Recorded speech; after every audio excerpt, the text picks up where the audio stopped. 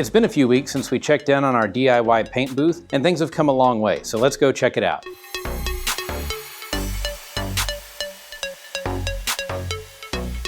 You can see the paint booth is painted now. We painted it white, and we went ahead and moved it in. It's right next to the powder coating oven, the light armor oven that we've had installed. And we built a rack to go in it as well. There's some lights mounted inside, and the wiring was just completed, so let's take a look at that.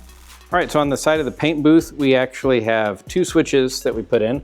One is for lights, which are really quite blindingly bright up here. And the other is for the exhaust fan. So that switch actually switches this plug back here where the exhaust fan is going to plug in. Getting the exhaust fan installed is the last step before this is totally functional. We have to cut a hole in the side of the building and get it vented out.